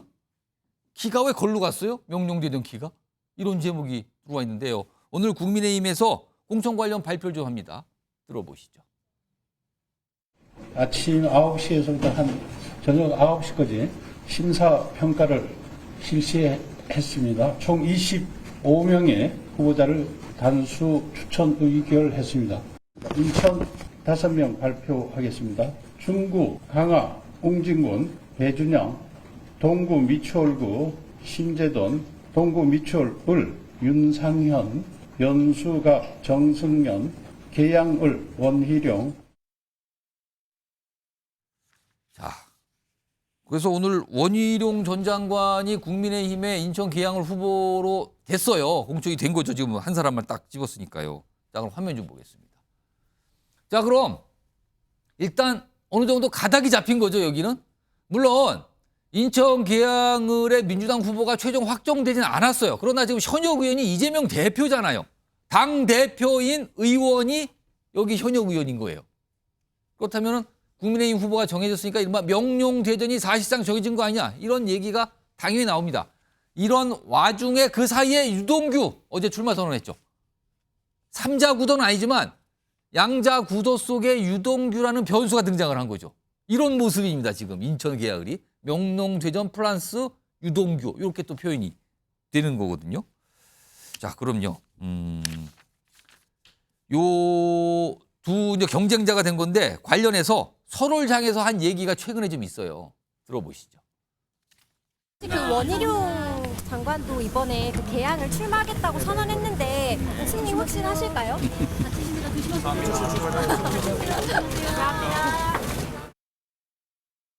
신복이라는 유동규, 하수인이라는 김인석, 그 두 부부의 살림 집사였던 씨까지 이재명 대표의 주변이 하나씩 무너지고 있고 이재명 대표의 끝이 멀지 않았다고. 자, 성추현 부의장. 예. 지금 사실은 민주당에서 인천 계양을 후보가 아직 최종 확정된 건 아니지만 뭐 경선을 하든 아니면 단수 공천을 하든 어떻게든 이재명 대표가 되지 않을까, 이게 보통의 지금 얘기거든요. 그렇죠. 네. 그러니까 빅매치가 드디어 이루어지는 건데 민주당에서는 약간 부담을 느끼십니까? 아니면 약간 다른 판단이십니까? 아니요, 저는 부담을 저도 그렇고 당도 그렇고 별로 느끼지 않고 있다고 생각하고요. 안 느낀다고요? 예, 저는 빅매치라는 것도 예. 인정하기 힘들 것 같습니다. 그냥 매치 정도. 그냥 매치지 빅매치 아니다. 원룡 대전인가요? 명룡대전이죠. 명룡전이다. 대전도 아니죠. 그냥 명룡전이다. 넌 체급이 다르다고 생각합니다. 이미 뭐 오늘 혹시 준비가 됐을지 모르겠지만 그 두 분의 여론조사가 한번 예전에 나온 적이 있는데 격차가 매우 심했습니다. 격차는 줄어들지 않을 거라고 보여요. 저는 원희룡 전 장관이 지금 하는 이야기를 보니까 지금 뭐 점점 떨어지고 있는 것은 이재명 대표가 아니라 원희룡 전 장관의 품격인 것 같고요.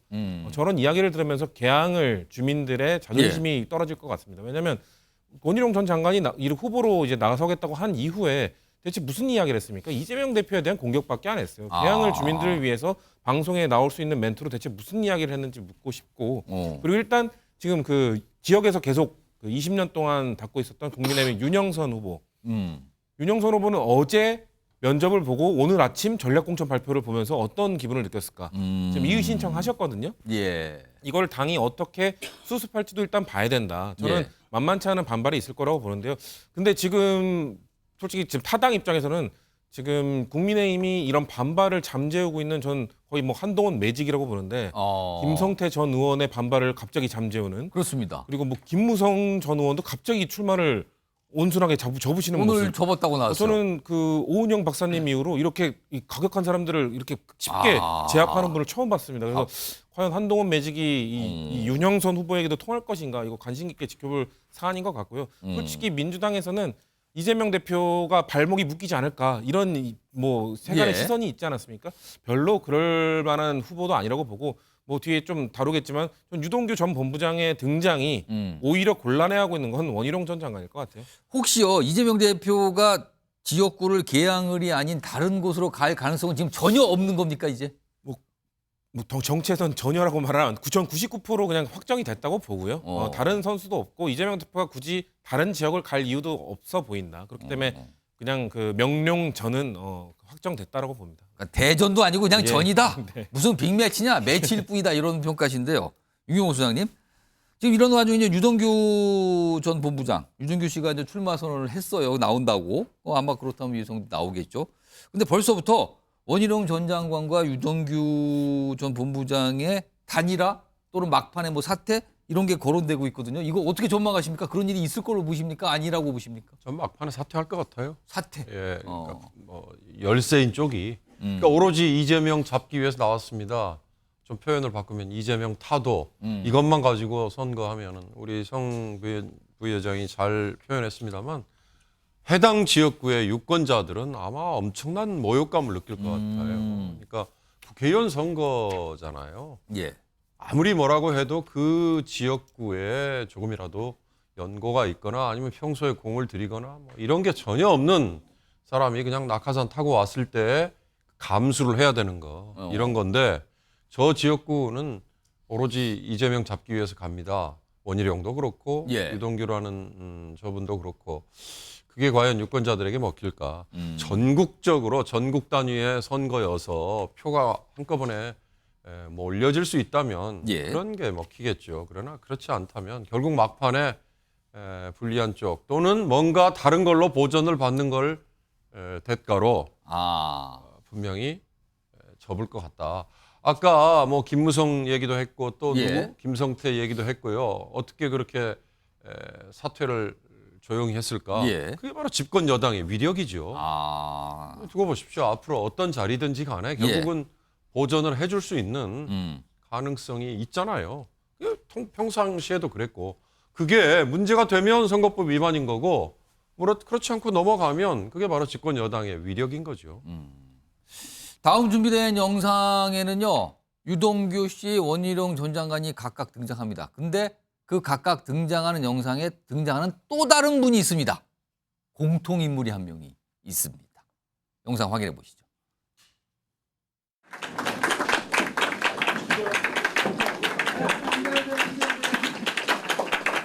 의병이라고 부르겠습니다. 의병. 유동규 의병님이 저를 찾아오셨어요. 오셔가지고 저 유동규가 자유통일당 22대 국회의원 후보로 개항에 가겠습니다. 저는 이재명보다 잘할 자신이 있습니다. 저는 전과도 없습니다. 이재명은 전과 사범입니다.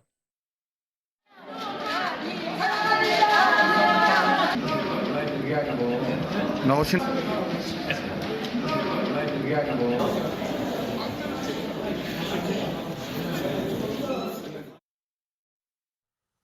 수정 변호사,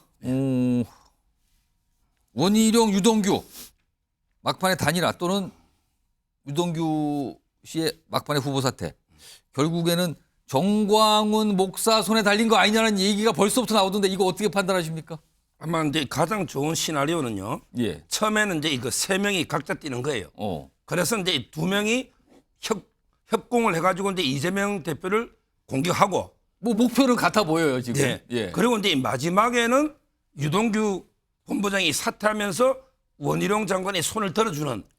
이게 가장 좋은 시나리오입니다. 예. 근데 이걸 정광훈 목사님은 그걸 할 것 같아요. 왜냐하면 제가 아는 정광훈 목사는 이재명 대표를 주적으로 생각합니다. 이재명 대표를 어떻게든 꺾어야 되는 거예요. 예. 그렇다면 본인이 유동규 본부장이 어떻게 행동하는 게 제일 좋을지를 정광훈 목사는 알고 있거든요. 예. 그렇다면 저는 끝까지 유동규 본부장이 뛰다가 마지막에는 결국은 단일화로 이렇게 갈 거다. 이렇게 생각이 들고요. 그럼 정광훈 목사가 그 과정에서 역할을 할 거다 이렇게 보시는 거네요? 절대적으로 하죠. 그분이 영입했으니까 예. 아마 이제 모든 선거 비용이나 모든 것도 대주지 않겠습니까? 자금력은 상당하거든요. 그런데 결국 저는요. 유동규 본부장도 이제 이거 출마하면 안 돼요. 수사 재판 중이잖아요. 한다 그랬죠. 그다음에 조국 장관도 출마하면 안 돼요. 그다음에 황운하 씨도 출마하면 안 돼요. 그다음에 노웅래도 출마하면 안 돼요. 근데 이 모든 사람보다 가장 안 된 사람이 이재명입니다. 갑자기 또 글로 얘기를 또 이게 문제예요. 아니 유동규, 조국, 황운하, 노웅래 출마하면 안 되는데 가장 안 되는 게 이재명 대표 아닙니까? 지금 이게 재판이 몇 개로 기소돼가 얼마나 하고 있습니까? 저는 그게 문제다 보고 결국 이제 유동규 본부장도 최종적으로 사퇴한다. 이래 보면 사퇴를 통한 자연스러운 단일화가 될 것 같다. 요거요. 강준혜 변호사께는 지금 손혁 변호사는 유동규 씨가 후보로 돼도 막판에 사퇴할 것 같다. 근데 거기에 정광훈 목사가 굉장히 중요한 역할을 할 거라는데 만약에 이런 중요한 역할을 했어요. 네. 근데 지금까지 국민의힘은 정광훈 목사가 선긋기를 분명히 해왔잖아요. 네. 굉장히 부담스러워지는 거 아닙니까? 여당 입장에서 그 역할에 대해서 인정해야 되는 건데. 글쎄요, 전광훈 목사의 당에 유동규 씨가 뭐 스스로 찾아가고는 거기 입당을 하고 그 당의 대표로서 이렇게 선거에 뛰는 것에 대해서 누가 뭐라고 할 수는 없을 것 같은데요. 예. 저는 만약에 뭐 합친다고 했을 때도 그때 정광훈 목사가 앞에 나서서 뭐 합치는 모습을 보일 거라고 생각하진 않습니다.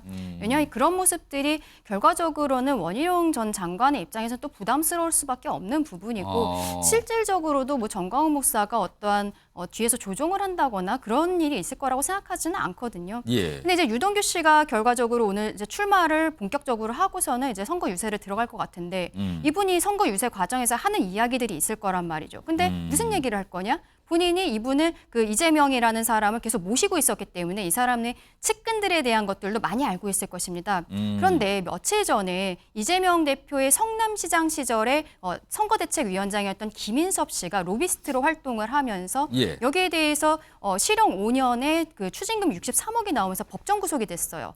그리고 또 며칠 전에 김혜경 씨, 이재명 대표의 부인 김혜경 씨의 사적으로 수행비서를 했었던 배 모 씨가 이 사람이 이제 또 정치자금법 위반으로 징역 10월에 집행유예 2년을 그 항소심 선고를 받았거든요. 예. 근데 이 사건 같은 경우에는 김혜경 씨도 연결이 되어 있기 때문에 결국 김혜경 씨도 기소하는 것으로 검찰에서 지금 결론이 난 것으로 알려져 있는데요. 예. 이런 이제 사법 리스크적인 부분에 대해서 물론 원희룡 전 장관도 뭐 본인이 대장동 일타 강사로서 했었기 때문에 계속적으로 이야기를 하겠지만 유동규 씨 같은 경우에는 그래서 이런 표현 해도 될지 모르겠지만 잃을 게 없는 사람인 거예요. 그리고 그 뒤의 이야기들을 누구보다도 잘 알고 있을 예. 것입니다. 그렇다면 유동규 씨가 선거 과정에서 하는 이야기들이 지금 개항을이 워낙에 지금 핫한 지역이 돼서 많은 언론에서 이제 전국으로 개항을 넘어서 전국으로 이슈화될 것 같은데요.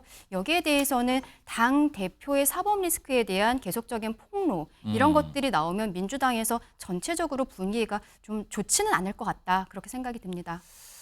자, 일단 이런 상황입니다. 아까 잠깐 말씀드렸지만은 아까 한동훈 비대위원장이 어떻게 이렇게 무슨 매직을 부리냐 아까 송지훈 부의장 그랬잖아요. 김무성 전 대표 같은 경우는 사실 부산에서 본인이 출마하겠다고 했지만은 또 이게 싹 서서 본인 불출마까지 해서 뭔가 정리가 된 거냐 이런 얘기까지 지금 나오는 상황이거든요. 여기 보면 자막에 나가네요. 김성태, 김무성, 한동훈 공천에 불출마 화답. 아 이렇게까지 됐습니다. 이거 짧게 소정욱 변호사 앞으로 계속 이런 게 비슷한 일이 있을 걸로 보이십니까? 이게요. 예. 이게 바로 이제 이거 한동훈 위원장 효과인데 지금 이제 이거 국민의힘 내부에 보면 선당 후사 정신이 기상이 충만합니다. 그게 대표적으로 이제 김태호, 서병수, 조혜진 이분들 덕에 아무 말 없이 흥주로 갔잖아요. 간다 그랬죠. 옛날 같으면 이게 쉬운 일이 아니죠. 그리고 이제 이번에 공천 승복도 김성태, 그다음에 그 40년 지기 대통령 석동현, 그리고 이제 오늘 김무성까지요. 지금 이제 이게 왜 그러냐? 얼마 전에 여론 언급하면 안 되니까 얼마 전에 이제 이런 게 있었죠. 국민의힘의 지지자들은 한동훈에 대해서 절대적인 지지를 보냅니다. 근데 이재명 대표는 상대적으로 이제 한동훈보다 낮았잖아요. 그러다 보니까 이제 국민의힘 내부의 분위기가 한동훈 위원장을 무조건 밀어줘야 된다. 그러면서 이게 승리 갈망이 있는 거예요. 그래서 이제 전부 선당우사 이런 분위기 때문에 다 지금 승부하고 있는 겁니다. 그러고 보니까 한동훈 비대위원 체제 이후에 과거 공천 때 같으면 굉장한 반발이 있을 것 같은데 그러지 않고 부드럽게 넘어가는 거. 아까 송치훈 부의장 표현대로라면 한동훈 매직이 뭔가 작동하는 것 같은데라는 평가를 좀 해주고 계세요. 그래서 뭐 공천관리 그런 모습이 있고요.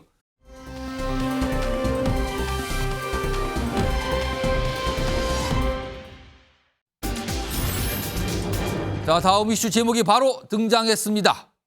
여야 공천 때면 서로 공천하면서 쇄신 공천, 개혁 공천 그러면서 뭔가 여론에 호소하죠. 민주당 마찬가지로 그런 모습을 지금 추구하고 있습니다. 그런데 이재명 대표 탓에 꼬이는 쇄신 공천 아니냐. 최근 며칠 사이의 분위기가 그렇습니다. 지금요. 우선 화면 좀 보시죠. 이게 오늘 보도된 내용인데요. 지난 13일입니다. 그제죠. 지도부, 그러니까 이재명 대표를 포함한 지도부 일부와 측근 의원이 심야에 회동을 했대요. 만났답니다. 여기서. 어디? 국회에서. 근데 그 국회에서 이 논의 주제는 노웅래, 기동민, 이수진 의원 등 재판을 받고 있는 민주당의 현역 의원 컷오프, 그러니까 공천 배제하는 문제를 논의했다 그래요. 근데 여기서 무슨 결론이 나온 것 같지는 않습니다.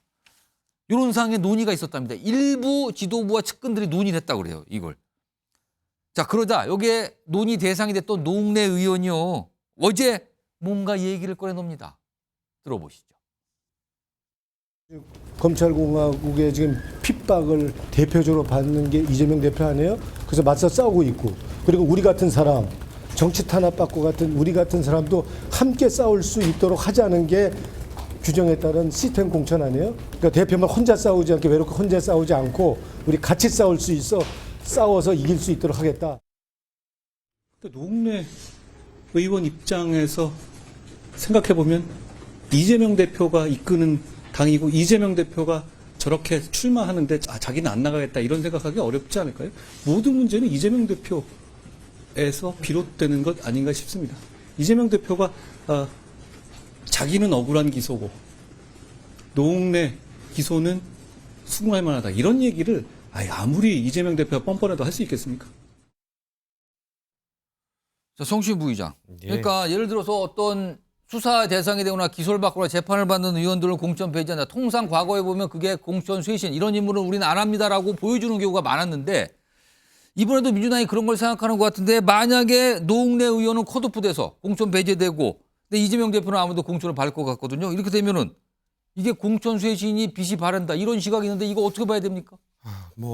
참 난감하고 어려운 상황이죠. 민주당의 상황이 어려운 이유는 일단 현역 의원이 너무 많습니다. 현역 의원 중에 일단 쇄신을 위해서 대표적인 컷오프가 이루어져야 하는데 그 기준을 잡기가 매우 어렵죠. 왜냐 이제 무죄 추정의 원칙 등등 이 공천의 허들을 이 적격 심사를 허들을 매우 낮춰놨기 때문에 사실 어떤 기준을 드리기가 참 힘듭니다. 그리고 그렇다고 해서 뭐 이재명 대표에 대한 뭐 한동훈 위원장의 지적도 있었는데 그런 거에 대해서 뭐 공감하는 국민들도 계실 것 같아요. 그러면 이재명 대표의 부담을 덜어줄 수 있는 방법은 한 가지밖에 없습니다. 저는 측근들, 이 친명이라고 호소하는 분들. 그렇게 이재명 대표를 지키겠다고 하는 분들 지금 뭐 하고 있냐고 저는 여쭤보고 싶은데 그분들이 스스로 난 출마 안 합니다. 그런 희생이 있어요. 저는 2016년 문재인 대표 시절을 얘기하고 싶은데 이 문재인 대표도 그 당시에 엄청난 리더십에 대한 공격을 받았었거든요. 물론 문재인 대표 본인도 불출마를 했습니다. 근데 이재명 대표가 지금 번복할 수는 없는 상황이고 그때 뭐였냐면 양정철, 이호철, 윤건영 측근 3인방, 원외 3인방도 불출마 선언하고 그리고 참여정부 때 같이 했던 기초단체장들이 단체장을 관두고 또 총선에 출마하려고 하니까 그것도 다 불출마로 돌려 세우고 그 당시에 또 재판을 받고 있던 한명수 전 총리도 탈당 이거 요청을 하고 이런 식으로 뭔가 측근들이 뭔가 도와줬거든요. 근데 지금 이재명 대표의 측근이라고 그렇게 뭐 이재명 대표 지키겠다고 했던 친명 호소인들 다 어디 갔습니까? 그런 얘기는 안 나오네요. 그럼 부담을 덜어주겠다고 하겠다는 그 희생을 자처하는 사람이 한 명도 없는 거죠. 그런 와중에 만약에 노웅래 의원을 재판을 받고 있다는 이유로 컷오프를 시킨다면 이거는 일이 어떻게 되는 겁니까? 전 노웅래 의원이 사실상 거의 뭐 무소속 출마를 시사하고 있기 때문에 거의 뭐 이거는 단순히 노웅래 의원을 컷오프 시키도 되게 난감한 상황이 온 거고요. 어쩔 수 없습니다. 그래서 이재명 대표는 본인이 지금 출마를 사실상 접기 힘들어진 상황이라면 그럼 측근들이 저는 그래서 방법이 하나는 측근들이 나서야 되는데 그 많던 친명 호소인들 어디 갔냐는 겁니다. 그렇군요. 근데요. 지금 이 문제가 하나 있고요. 다음 화면 보겠습니다. 또 다른 사안도 뭐가 문제가 불거졌어요, 지금요.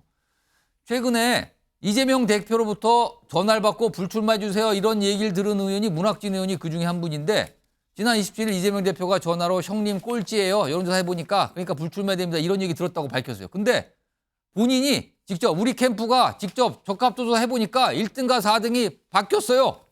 그때 말한 여론조사 뭡니까? 라고 문제 제기를 합니다, 지금요. 그리고요, 어제입니다. 다음 보겠습니다.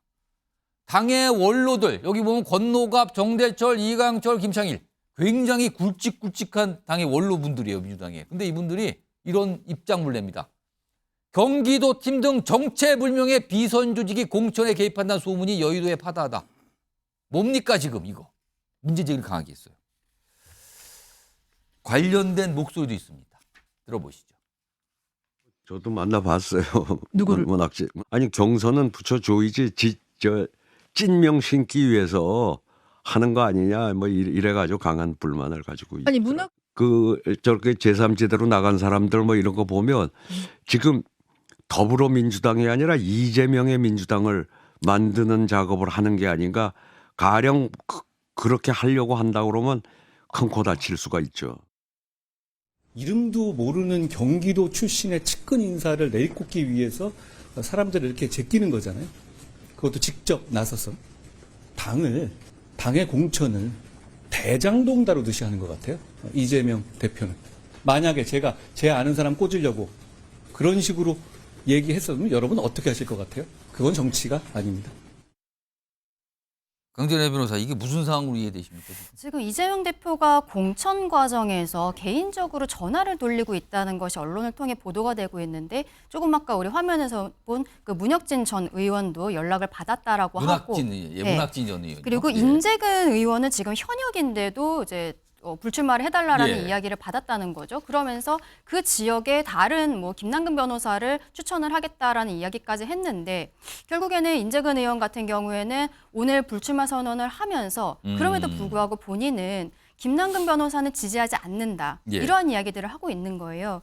조금 아까 이제 방송에도 나왔지만 경기도 팀이라는 알 수 없는 이재명 대표의 사조직이 지금 활동을 한다는 소문이 여의도에 돌고 있는 언론들이 것으로. 그런 문제 제기를 한 거예요. 그런 소문이 있는 게 뭐냐 도대체. 네, 그렇죠. 그렇습니다. 지금 경기도 팀이라는 것이 도대체 누구냐 이러한 이야기들이 나오고 있는데 그러한 이야기가 나올 수 있을 거다라고 또 국민들 입장에서 생각을 할 수 있는 게 뭐가 있냐면요. 지금 경기도에서 같이 있었던 이재명 대표의 측근들이 불출마하는 지역구들에 계속적으로 예비후보로 등록을 하고 있는 상황입니다.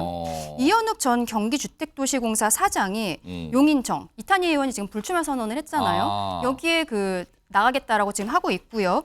서대문 갑에서도 김홍국 전 경기도 대변인이면 경기도지사의 최측근이죠. 그리고 뭐 경기 하남에도 경기도 보도특보라는 사람이 나가고 뭐 이런 것들이 계속적으로 근데 이게 문제가 뭐냐면 우상호 의원이 불출마한 곳 그리고 최종현 의원이 불출마한 곳 이런 지역구들에 자꾸 경기도에서의 그 경기도지사 이재명 시절의 측근들이 예비 후보로 등록을 하고 있는 겁니다. 그러면은 그런 와중에 지금 현역 의원한테도 이재명 대표가 직접 전화를 해서 아마 그거는 나중에 후폭풍을 좀 상쇄시켜보려고 전화를 한 것 같은데 근데 인재근 의원은 거기에 전혀 응해주지를 않았던 거죠. 이런 분들이 이제 앞으로도 계속적으로 나올 것으로 예상이 되고 경기도 사람들이 자꾸 나오니까 한동훈 위원장 입장에서는 이거는 대장동식 공천 아니냐라고 이야기하는 것이 그런 부분을 지적한 것으로 보입니다. 일단 민주당이 약간 과제처럼 등장했는데 사실 민주당 밖에도 뭐가 과제가 하나 했죠. 바로 조국 신당이에요. 민주당에서 굉장히 부담을 느낀다는 얘기가 의원들 사이나 뭐 여기도 안팎에 나오고 있는데 오늘 조국 전 장관이 무슨 창당 준비위원회 이런 출범식이 있었거든요. 여기서 뭔가 얘기를 좀 꺼내놉니다. 들어보시죠. 전국의 모든 지역구에서 윤석열 정부에 대한 심판이냐 지지냐를 두고 1대1 구도를 만들어내야 합니다. 인재영입위원장으로서 국민께 신의를 지키는 사람, 국민과 약속을 지키는 사람, 동지들의 등에 칼을 꽂지 않는 사람, 그런 좋은 분을 모셔오겠습니다. 조국 전 장관은 본인 스스로를 어떻게 판단하는지 그건 본인의 자유이겠으나 국민들이 바라보는 시선은 일개 잡범에 불과합니다. 입시비리와 유재수 전 부산시 경제부시장에 대한 감찰 무마 등의 혐의로 징역 2년의 실형을 선고받은 잡범에 불과합니다. 조국 신당이 모습을 드러내고 있죠. 그런데요, 지금 조국 전 장관이 이 신당의 인재영입위원장 본인이 직접 영입하겠다 이런 모습인데요. 화면 좀 보겠습니다. 그럼 과연 누가 영입 대상인가? 지금 거론되는 게 정치권 안팎에서는 이른바 이제 친문 검사들이 거론되는 거 아니냐. 이성윤, 심재철, 박은정 등등등. 물론 저 멤버 중에 언론 접촉을 통해서 본인은 출마 의사 없다고 밝히신 분도 있어요. 그렇지만 계속 거론되고 있는 거죠. 이른바 문재인 정부 때 검사들. 그때 괜찮게 주목을 받았던 검사. 친문 검사라고 부르는데요. 어제 이성윤 전 검사장이 이 법무부 징계위 이런 출석을 하면서 뭔가 얘기를 꺼내는데 이게 또 의미심장해요. 들어보시죠. 오랜만에 두 분 있습니다. 약간 마이크 좀 빌려주십시오, 교수님. 제가 법무부 검찰국장으로서 조국 장관님을 보좌하고 오셨습니다. 윤석열 검찰 정권을 사이비 정권을 끝장내고 윤석열 사안을 청산하는 데 최선봉이 되겠습니다. 혹시 조국 신당에 합류할 계획이 뭐 있으신가요? 네, 그 부분도 굉장히 중요한 선택지인데요. 아직 결정된 건 없어서 말씀드리기 어렵습니다. 변호사, 결국에 조국 신당은 친문 검사들의 집합소가 될 가능성 있다고 보십니까? 지금 이제 이성윤 이분은 이제 법무연수원 연구위원 현 공무원입니다. 현 공무원이 사표 이게 안 되고 나갈 수 있습니까? 그러니까 본인이 출마 의사를 거의 밝혔거든요, 지금. 그러니까 이게 저는 황운하 의원 때문에 이게 잘못된 판례입니다. 케이스가 있어서 지금. 원래는 이제 그 예. 징계라든지 예. 수사 중일 때는 이제 이거 사표 수리를 안 해주잖아요. 사표 내버리면 이제 파면 해임을 못 시키니까 파면되면 퇴직금도 예, 예. 제한 지급되지 않습니까? 그래서 저는 지금 이게 현직 공무원이 사표만 던졌다는 이유로 수리도 안 됐는데 출마하는 게 맞는가? 예. 이런 이제 의문이 첫째 들고요. 아마 이분은 갈 것 같아요. 그다음에 이거 심재철 검사장도 이제 이분은 사표가 옛날에 냈기 때문에 예. 옛날에 그 양성조 예, 그 대검의 지금 반부패 강력부장이 당신이 검사냐 상가집에 그분입니다. 예. 이분도 이제 합류할 거고 그다음에 그 박은정 검사는 이제 성남지청 때 지청장 할 때 성남 FC 사건을 예. 무마한 남편이 이제 이종근 검사 예. 이분도 이제 친문 검사예요. 부인과 남편 중인데 이제 여성 남성 이렇게 할당하다 보니까 지금 이제 박은정 검사가 거론되고 있는 거예요. 알겠습니다. 유고 수장님, 이 모습으로 그러니까 검사들 문재인 정부 때 주목받던 검사들이 다 그로 집합이 된다. 이게 글쎄 어떻게 확인된 얘기인지 모르겠어요. 조국 인재영입위원장이 이분들을 예. 모시고 오겠습니다라고 말을 했는지 이미 뭐 작업이 되고 있습니다라고 얘기를 예. 했는지. 그러나 제가 보기에는 그렇지 않을 것 같아요. 그런 이미지는 아마 별로 도움이 되지 않을 거라는 걸 본인들도 알 거예요. 특히 친문 검사라고 얘기를 하시는데 제가 예. 보기에는 반윤석열 입장에 서 있는 검사들이겠죠. 그리고 왜 그게 윤석열 사단과 대비되는 거 아니에요. 그러니까 윤석열 현 대통령이 검찰의 윗자리에 있을 때 그 밑에서 수하처럼 일을 했던 사람들을 윤석열 사단이라고 얘기한다면 예. 그에 반해서 뭔가 반대 또는 뭐 다른 길을 걸었던 사람들이라면 그 자체만으로는 뭔가 의미는 있겠죠. 그러나 그들이 뭉쳐서 조국 신당에 정당으로 내세워서 이미지를 내세운 뭔가 모아 가겠다. 이건 제가 보기엔 선택지를 더 좁히는 게 아닌가라는 생각이 드는데요. 뭐 두고 보십시오. 조국 신당은 어차피 지역구에서의 경쟁력은 제한적일 수밖에 없을 겁니다. 물리적으로 시간도 지금 아마 많지 않을 거예요. 정당 창당하려면 최소한 5개 지역구 뭐 1,000명씩 모아서 중앙당 신고까지 해야 되고 그런 물리적인 단계를 분명히 거쳐야 될 거예요. 그러나 그게 가능할까 싶으니까 비례정당으로 전국적으로 득표를 해서 3% 이상 그래서 최소한 한석 이상 이렇게 가지 않을까 싶은데 예. 그거에 이 흔히 말하는 엔티 윤석열, 반 윤석열의 선봉에 서 있는 검사들이 같이 한다고 해서 도움이 될까? 그건 뭐 제가 보기엔 미지수입니다. 알겠습니다. 지금 뭐 공천관에서 굉장히 분주하고요. 당도 계속 생기고 있습니다.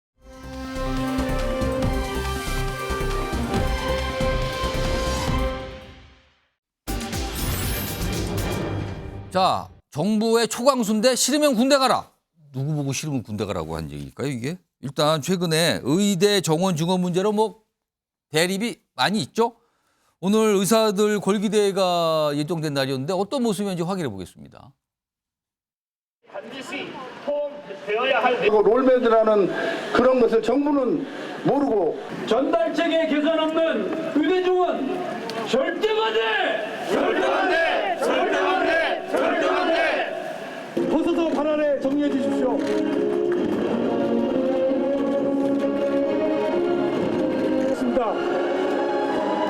여러분 나라입니다. 오늘 아침 배가 어디에 쏠리면은 자, 이런 대립이 모습이 있는 가운데 어제 정부에서 밝힌 입장이 있는데 화면 좀 정리했습니다. 이게 보건복지부 제2차관 박명수 차관인데요. 인턴 마친 후 전공의 지원 안 하면 약간 항의 표시로 이런 모습도 있나 보죠. 근데 전공의 지원 안 하면 군복무를 하지 않은 인턴들은 군대 입대해야 됩니다. 군대 가세요. 공백 끼니까 가야 되는 거 아닙니까? 이런 입장도 나왔습니다. 다른 거 하나 더 보죠. 그리고요, 이런 가운데 또 이 김태구 의협 비상대책위원장은 정부가 우리나라 의사 숫자 뭐 OECD하고 비교해서 낮다고 하지만 실제로 의사가 부족할 때 나타나는 현상이 전혀 안 보인다고 얘기를 합니다. 송지훈 의장, 예. 의사 부족 현상이 안 보인다고 얘기가 나왔어요? 국민들이 느끼기에 저 말에 공감할 수 있을까요? 저는 부족하다고 다들 느끼실 것 같고요. 그렇기 때문에 이번에 정부가 추진하고 있는 의대 정원 증원에 대해서는 국민들이 찬성하실 것 같은데 다만 우려스러운 부분이 있습니다. 지금 문재인 정부 때 사실 추진했다가 실패하지 않았습니까? 근데 사실 불발됐다는 표현이 나오죠. 그렇죠. 불발. 그때가 연 400명 증원이었거든요. 근데 예. 이번에 연 2,000명이거든요. 그때도 실패했는데 지금 이렇게 더 강렬하게 극렬하게 추진했을 때 될까라는 생각이 있는 거거든요. 그러니까 예. 그 당시에도 의사협회에서 너무 강하게 반발했기 때문에 더 세게 나가야 된다. 뭐 이런 생각을 갖고 지금 정부가 추진하는 것 같은데 예. 저는 모르겠습니다. 아무리 방향이 옳다고 하더라도 이렇게 강대강으로 붙었을 때 혹시나 피해를 보게 되는 거는 국민들이 아닐까라는 우려가 있고요. 그래서 예. 정부가 글쎄요, 의사협회가 지금까지 너무 대화를 안 했기 때문에 그런 문제도 있을 것 같지만 좀 우려스럽게 바라보고 있습니다. 자, 강준호 변호사. 지금 정부가 굉장히 강하게 되고 있어요. 그리고 아까도 보면 아니 인턴 마치고 전공에 안 들어가면 군대 가야 됩니다. 군대 가세요. 뭐 이런 입장까지 나왔는데 이게 일각에서는 정치권 일각에서는 이거 총선용 아니냐 지금 이렇게 강하게 내세우는 게 이게 여론을 얻기 위한 총선은 아니냐 이런 지적도 좀 있는데요. 그런 지적들이 계속 나오고 있는 게 사실이어서 지금 보건복지부 쪽에서는 총선 전에 학교별로 얼마나씩 증원을 할 것인지에 대해서 명확하게 밝히겠다 그런 이야기들을 하고 있는데요.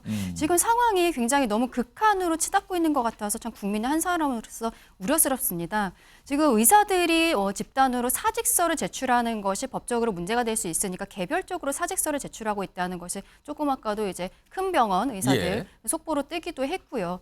지금 업무 개시 명령을 넘어서 이후에 업무방해죄로 어떤 형사적인 죄책도 지우겠다라는 이야기들을 그 정부에서 좀 하고 있는데 이런 것들에 대해서 글쎄요, 국민들께서 의사의 증언에 대해서는 어느 정도 찬성하신다고 저도 생각을 합니다만 이렇게 좀 강대강으로 가는 것은 좀 대화의 노력이 필요하지 않을까 그런 생각을 좀 하고 있습니다. 자, 가장 중요한 거는요. 병원을 찾는 환자분들이 어떤 피해가 없는 거 이게 가장 중요하거든요. 이런 거에 대해서 양쪽 다 좀 생각을 해 주셨으면 하는 바람이 좀 있습니다.